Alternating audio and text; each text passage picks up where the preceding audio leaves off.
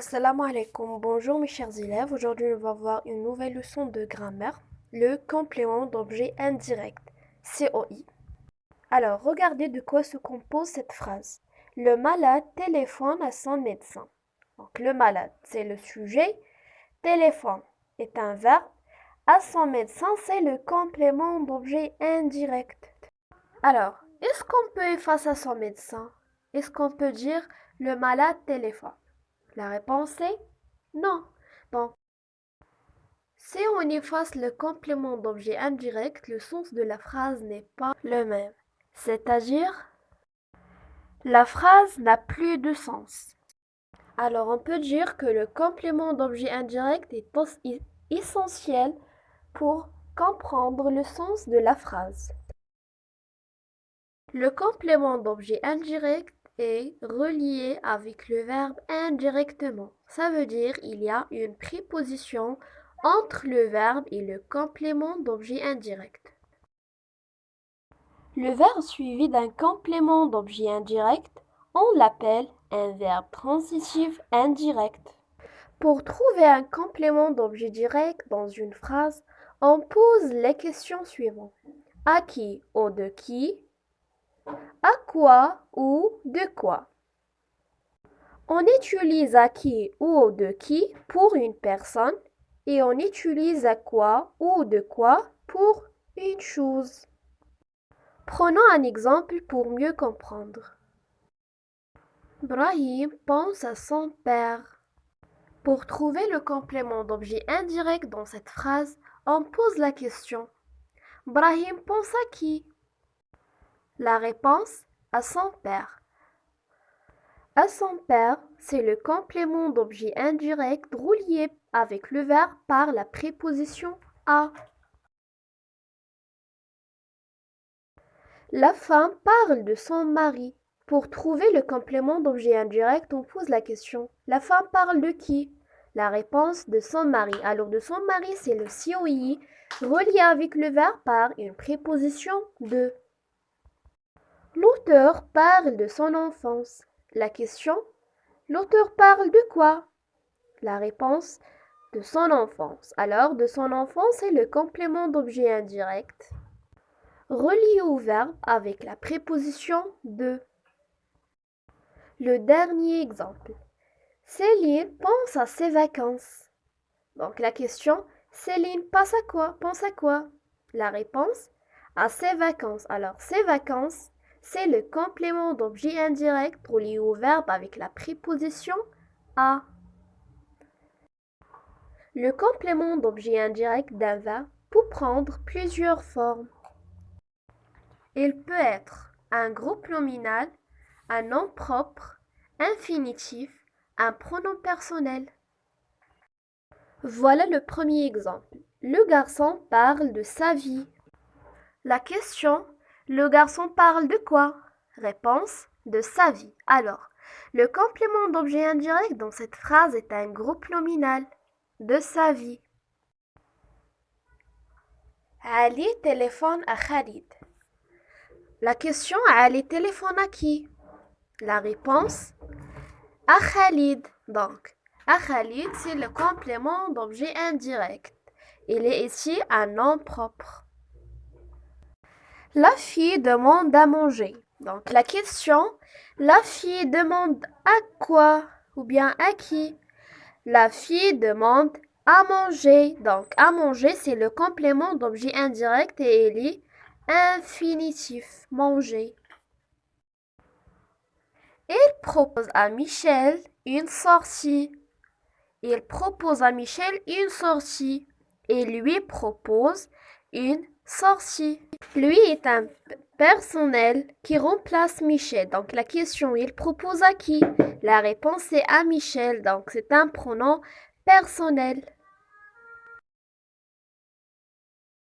Alors le complément d'objet indirect situe après le verbe quand le complément d'objet indirect est un groupe nominal ou nom propre ou bien infinitif. Mais il peut aussi se situer avant le verbe quand il est un pronom personnel.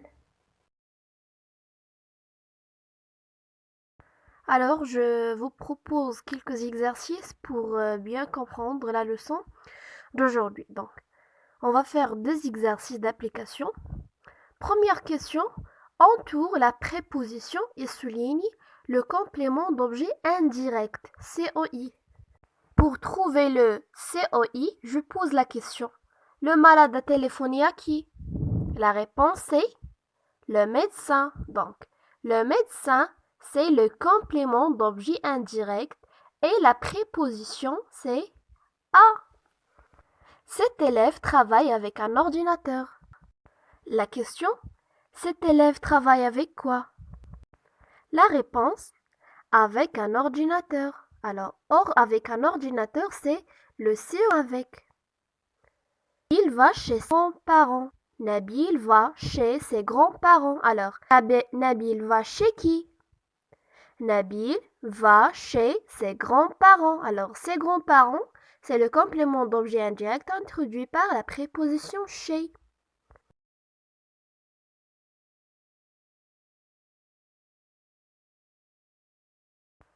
L'auteur parle de son enfance. L'auteur parle de quoi? De son enfance. De son enfance, c'est le COI relié avec le verbe par une préposition vacances. Ne pensons aux vacances, c'est le complément d'objet indirect qui est introduit par une préposition au.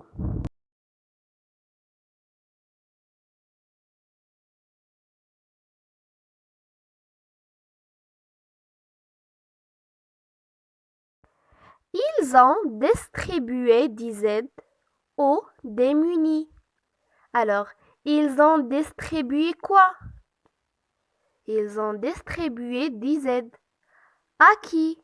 Aux démunis. Donc, démunis, c'est le complément d'objet indirect ou c'est la préposition. Passons maintenant à la deuxième exercice. Le complément d'objet est-il direct ou indirect? Donc, on va essayer de lire les phrases en posant la question convenable pour trouver le complément d'objet direct ou le complément d'objet indirect.